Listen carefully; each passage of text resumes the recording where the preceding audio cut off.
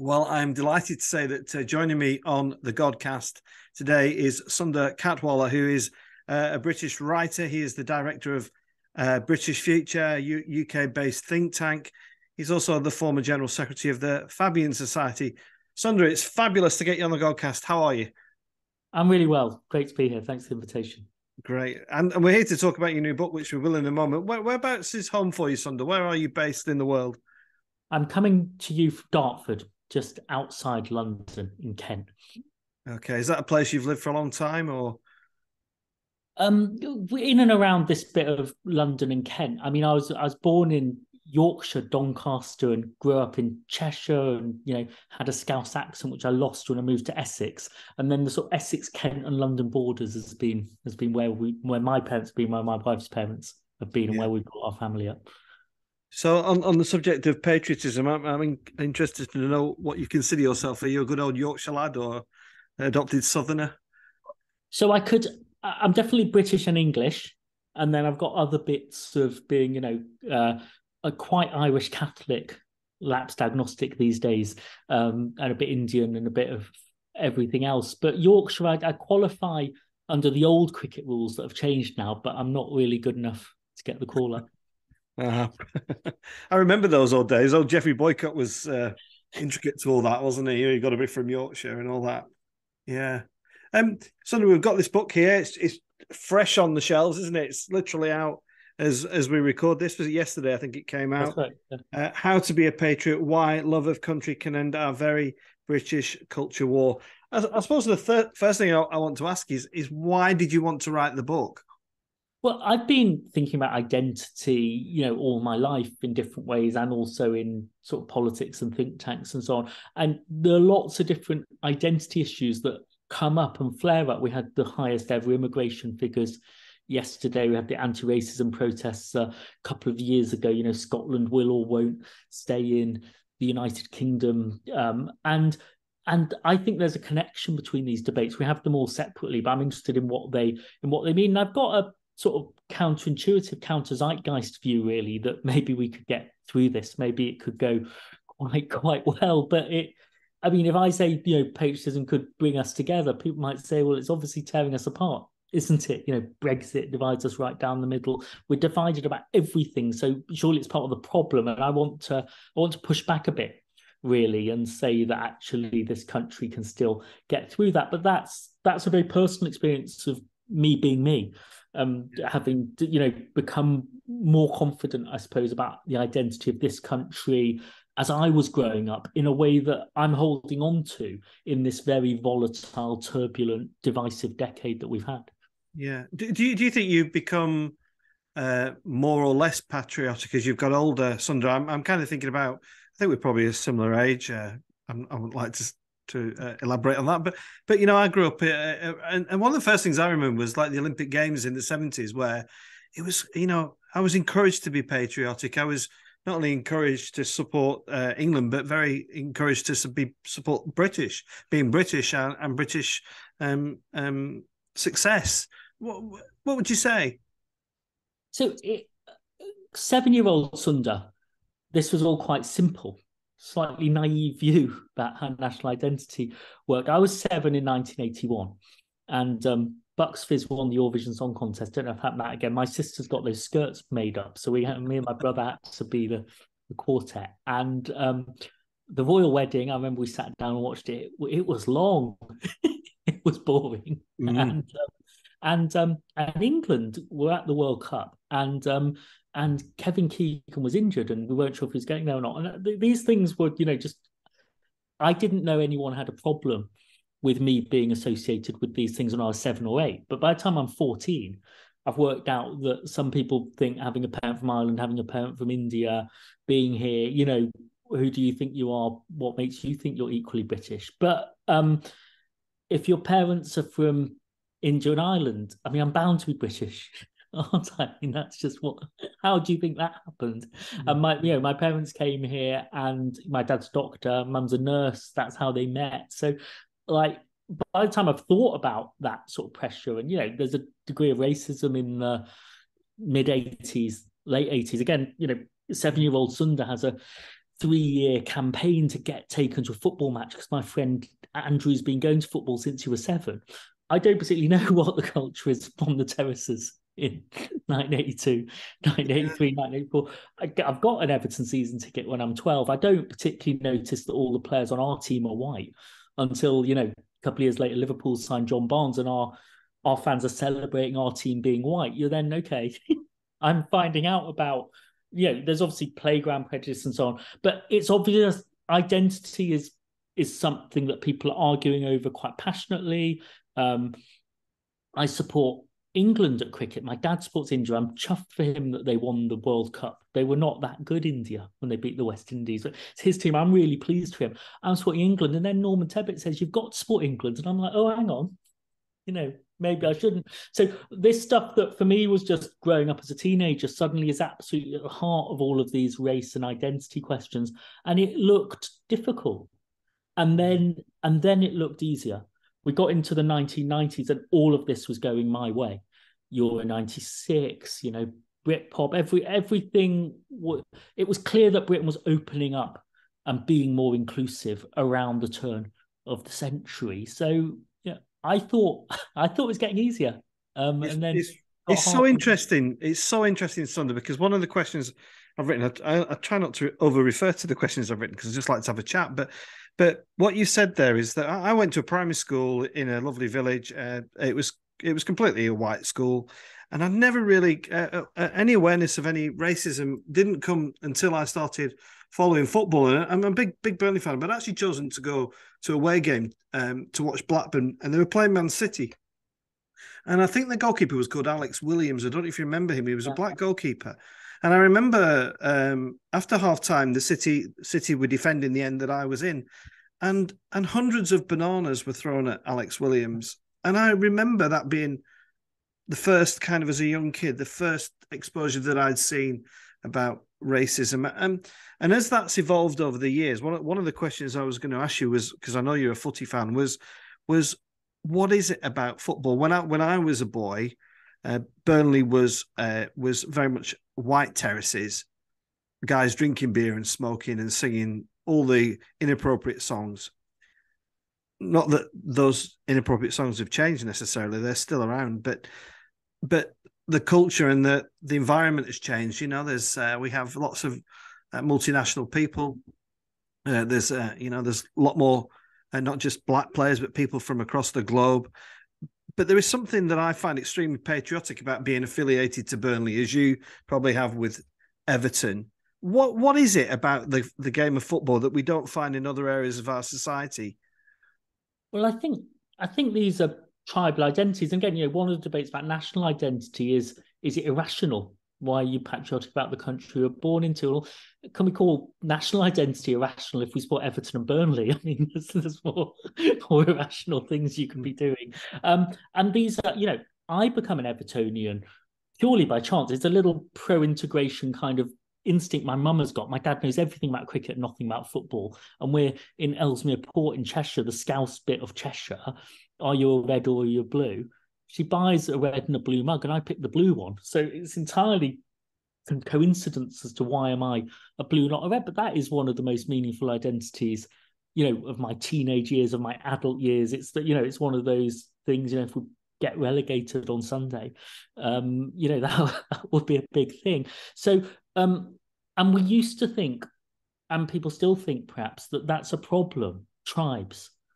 The us tribes were a problem because there's always us and them. Burnley, Blackburn, Everton, and Liverpool. So maybe you don't want tribes. And I've become increasingly convinced, and I think my experience being a football fan has been part of this, you really do want tribes. You just want the tribes that people can join and the tribes you can include. I was massively tribal about Everton and Liverpool, and it was a very friendly rivalry in that period. My brother got the red mug that I didn't get. And so we would go down to Wembley and have a blue scarf and a red scarf out the windows, and lots of the fans were doing that. And there was a real sense of allegiance that I didn't wear anything red because of my tribal allegiance to the Blues, not the Reds, until Hillsborough happened. And then when Hillsborough happened, I really realised that my blue tribe was massively, I was 15, was just massively involved in what happened, that the rivalry was something we were part of. It was constitutive of us. So I remember because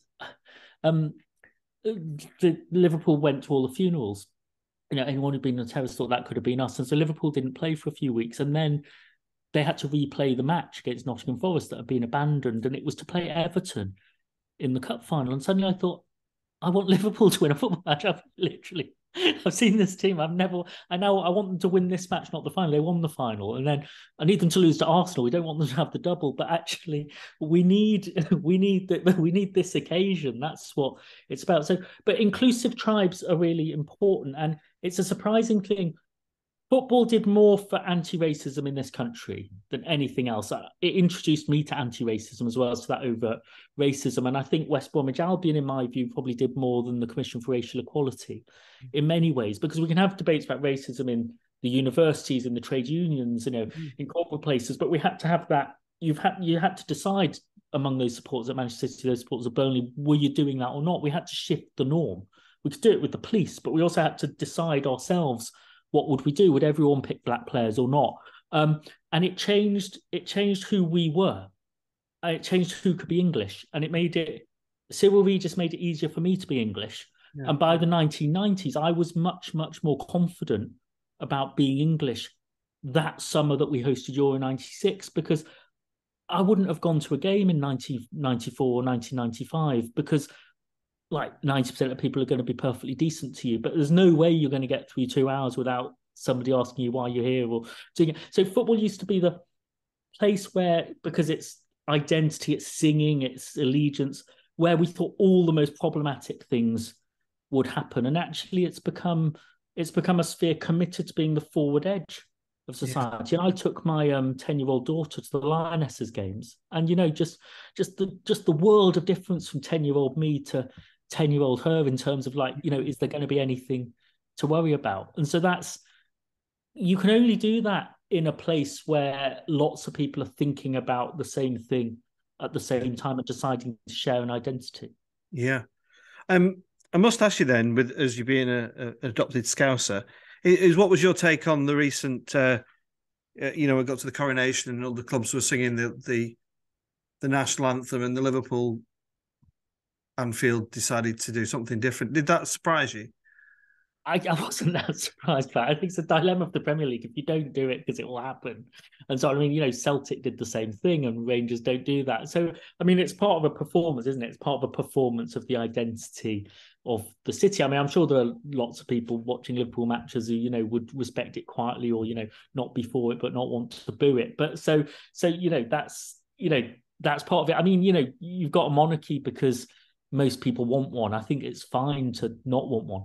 And if most people don't want one, we'll get rid of it. And, being a bit rude to the monarchy is, if that's what you want to express, I think, I wasn't very surprised.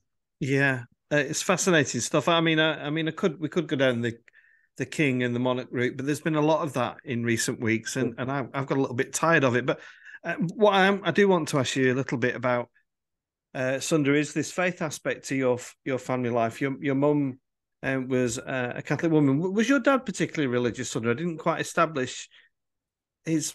So I'm in the end, I was much more Irish than I was Indian, but my name's Sunder Katwala, so you're going to think I'm more Indian than Irish, and there's definitely the food there, and I'm very interested in the history, but you don't really realise if you go to Catholic primary schools, they're Catholic, and it's sort of the Irish Catholic influence in the Northwest. You don't realise until you're then in a non-Catholic setting. I remember as they're not at Catholic school doing A-level English, and nobody else can spot a Bible reference, and you're suddenly like, oh, all that stuff that's been drummed into me. And I saw the Pope in Liverpool when I was 7. There were 1 million people went to see the Pope, and I was stood on a window ledge, and I was an altar boy, so I was quite involved in it. Now, my dad converts to Catholicism because my mum's more religious than he is, and the Catholic Church quite likes to, have the children if it can.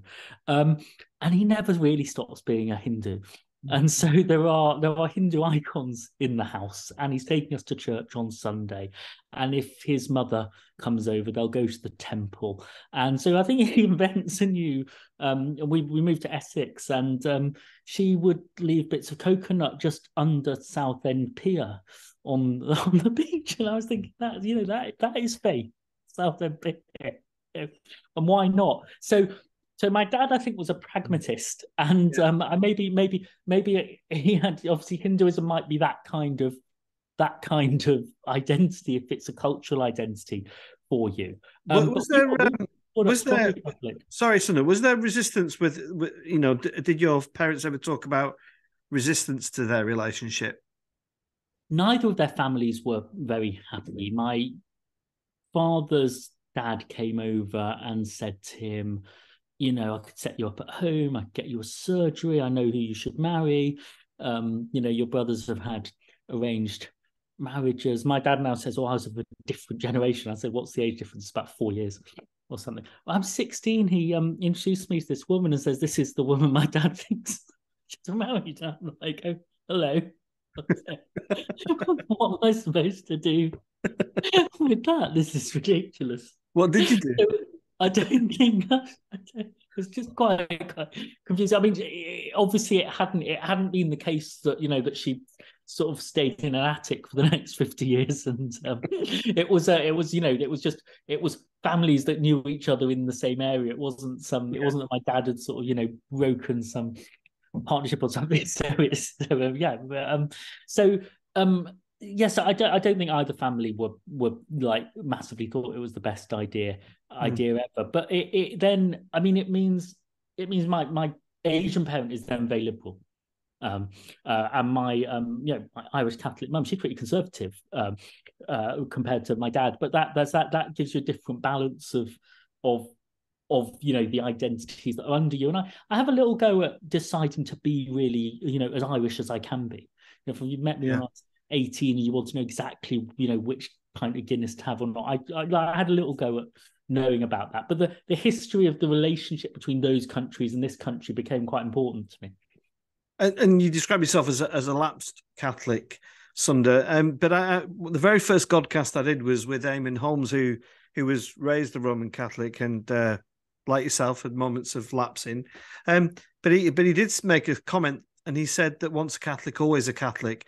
Does that apply to you, Sunder? And if so, I'm wondering, I'm trying to always try and there's not many positive aspects to church at the moment, but I always like to try and establish some of the positives of that upbringing as a Roman Catholic.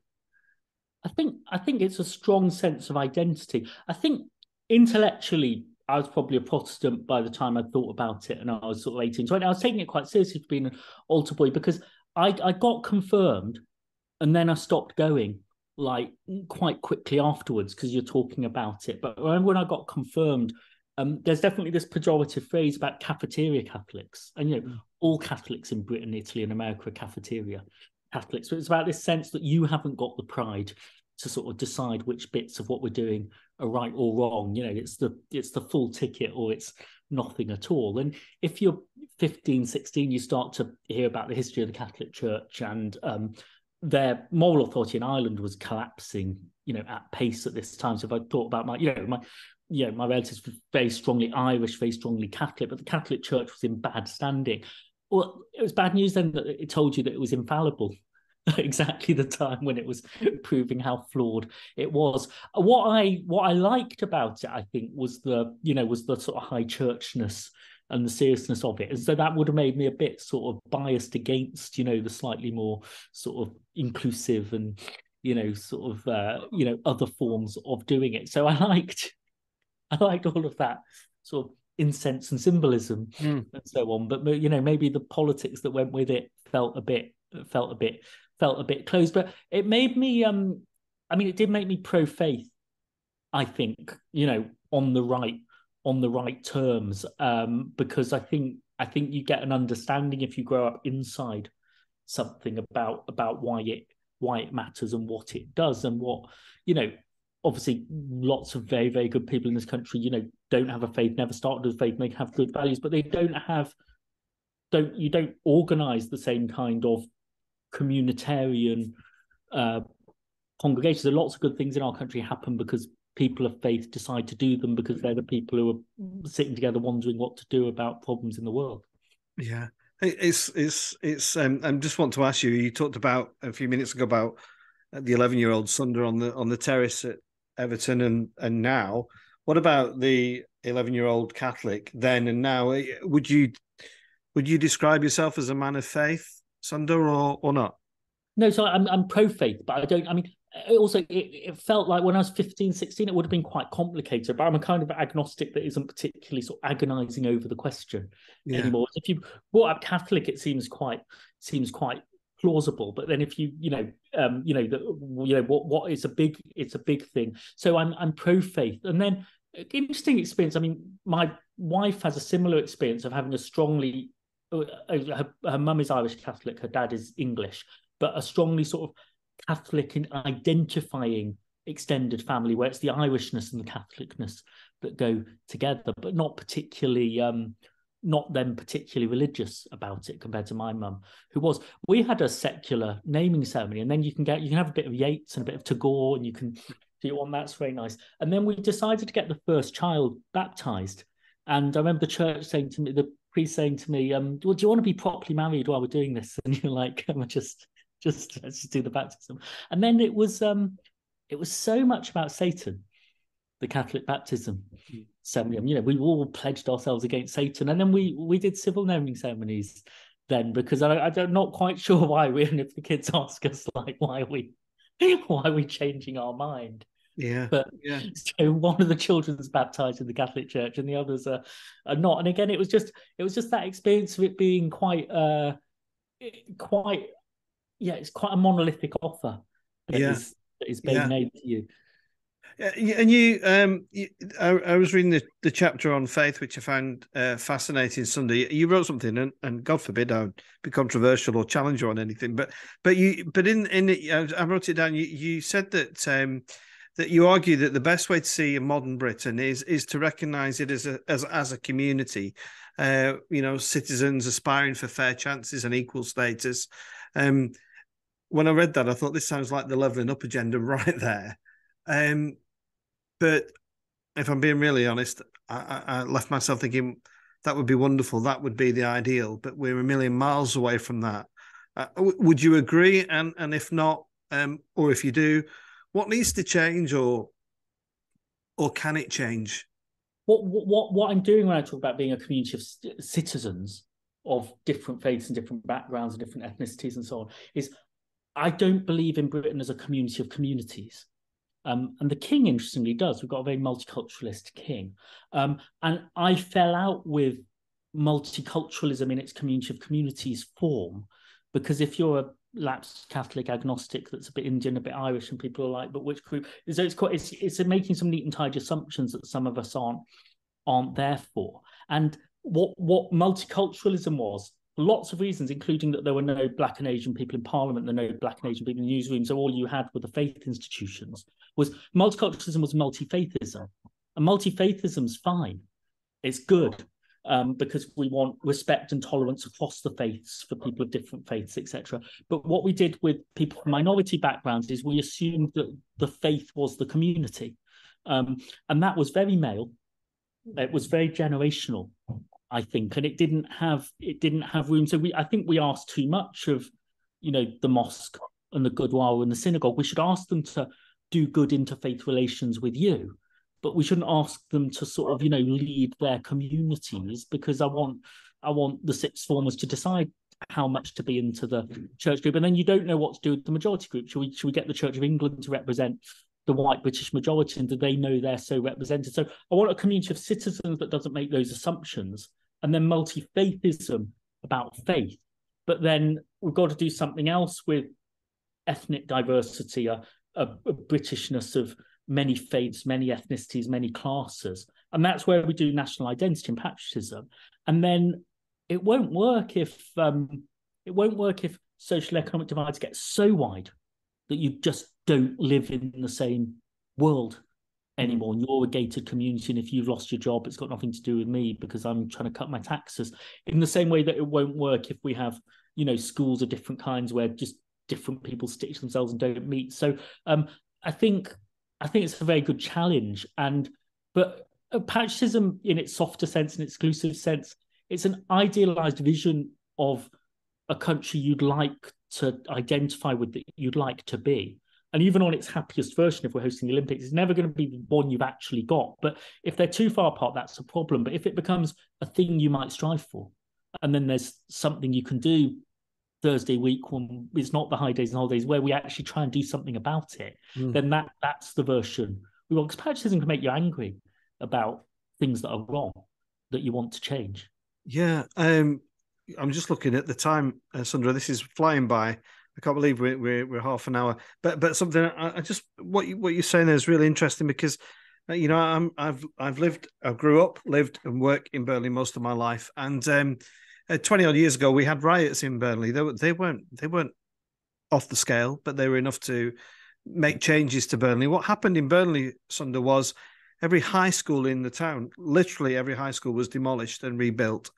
And they tried to integrate people from different communities, and it didn't work, and it hasn't worked. And now, 20 years later, in Burnley, we do have church schools where all the Catholics go, and we do have Church of England schools where all the Protestants go, and we do have the areas and communities within the town which are, in Burnley's case, predominantly Muslim. And looking back at that, it was a bit of an unmitigated disaster. We ended up with police in schools, and it seems like we've accepted that as a failure, and so we don't revisit it.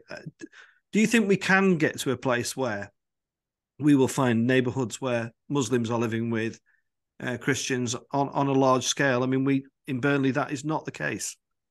I think we have to do it. I think we have to aim to do it. And then if it doesn't happen organically, or people don't want to do it on one side or another, or especially on both sides, you've got to find out why and what you do about it. We might be able to learn quite a lot from Northern Ireland about these things, an entirely divided, segregated community that's got a fragile peace. And then, across the generations, is it sort of side by side? We don't like them, they don't like us, but, we can't kill each other. Or is it working on actual good relationships between them? So, I just think I'm fine with there being faith schools because people want to do that. But every school, whether you're a faith school or not, should have the responsibility to make sure its children have real relationships across ethnic lines, faith lines, class lines, geographic lines. And, that might happen organically in some places. If it doesn't happen organically, we've really got to work on it. And there's some reasons to be confident. Most places about younger people who've had a bit more diversity and contact earlier do it better. But if you have parallel segregated schools, you won't get that impact with this generation. You'll be waiting another generation. If you get it right with kids, you might not get it right with their parents and their grandparents, but you start to crack something open, really. So I think there'll be different experiences in Burnley and Blackburn and Oldham and Bradford. There'll be different paces of change in different places. But if you get kind of the reason we don't like them is they don't like us, so let's all just stick to that version of it, then we need some institutions, and schools would be one, faith groups might be another, to work really hard at trying to break that down. Yeah, and just kind of a quick question, just touching briefly on the monarchy, is that, but particularly asking you about our young people, Sunder. You and I have a certain generation, and I've got 3 young adult kids still living at home. I can't get rid of them. But they are, I wouldn't say they're against the monarchy, and they are against being patriotic. They're just quite indifferent to it. Do you think that's replicated across the nation? Do you think our young people have lost their sense of patriotism over the years? I think young people are put off if there's an image of patriotism where if you don't perform this kind of behaviour of going to the last night of the proms and do this thing on these 5 occasions, you're not in. Then they might say, well, count me out then, because that's nonsense. But there'll still be a quiet sense of pride in stuff that's from here, that's about here, that we do, together. So if you demand a certain type of performance for the patriotism, you won't get it. I think the monarchy isn't relevant to young people. Generally, it's particularly true, I think, among people from minority backgrounds, actually, that older minorities needed that recognition of the story of the Commonwealth and why you were here, in case other people didn't know it. But actually, you've got a security if you're born in Britain, that you don't need that. And so you can be like other young people. So I think the monarchy has to, if it wants to keep it 60, 65, 70% or whatever, consent, so we don't change it, it's got to try and reach out across that divide and surprise people by being more relevant, turning up. I mean, it's associated with the south of England. It's not associated as much with the north of England or Scotland, with Wales. It's got to turn up and, maybe take the pressure of seeing what what people think it's relevant for or not. But I think it can. I think be an institution that can decide it needs to bridge. And I worry about our political parties. They could decide to reach out, but they could also decide it's much easier to talk to the third of the people who already agree with you, but dangerous not to. And so if we end up with that dynamic, we need some institutions. Monarchy could be one. The universities could be another if they really worked at it. The football clubs could do it if they really worked at it. We need somebody to commit to not just talking to people who already agree with it, but trying to actually bring people together who weren't going to meet otherwise. Well, Sunder, I hope we've discussed matters enough to people go out and buy your book. I'm kind of halfway through it. I'm really enjoying it. It's a great read, fascinating stuff. But let's just finish. Let's get back to the real business in hand. Are Everton going to stay in the Premiership under the leadership of a Burnley legend in Sean Dyche? Well, with Burnley now back up in the Premiership, I think Sean Dyche will need to get us. We've got to beat Bournemouth to stay in the Premier League and then play the last ever season at Goodison Park in the Premier League like the previous 70 seasons or in the lower divisions. So I'll be very anxious till I know the result. And I've now given my 11-year-old daughter an Evertonian identity. She's already beginning to wonder if they're as good as they should be. So there's a lot riding on. Yeah, and if they survive Sunder, do you think this would be the start of something more promising, or do you think it will just continue to be quite a wearisome time for Everton fans? There's been enormous passion about the support and staying up between 2 seasons in a row, and there's almost been a dangerous edge to that passion, I think. So these clubs matter so much as places of memory, allegiance, status, and so on. So it's got to be better. I mean, nil satis nisi optimum. Nothing but the best is good enough for Everton. And when I was 11, 12 my season, we won the league twice, in 3 years, and it hasn't happened since. But it might be a long way back, I think. Well, I'll plug my own podcast here because I've had quite a lot of Everton players on the Godcast. An ex-Burnley player who's a big player for Everton was a guy called Trevor Stephen, and he can pick up on the Godcast. A really nice guy. Sunder, it's been lovely talking to you. I hope Everton do stay up so that we can give Sean Dyche the proper send-off he deserves next year, because he kind of left and we never had that opportunity. He was a great man for Burnley, and though the football's very different now, we appreciate him very much. But good luck with the book, Sunder. It's available everywhere, isn't it? Waterstones and Amazon, you name it, and just Google it. And thanks, Sunder, and all the best from Burnley. Thanks so much for having me on, and we very much hope to see you next season.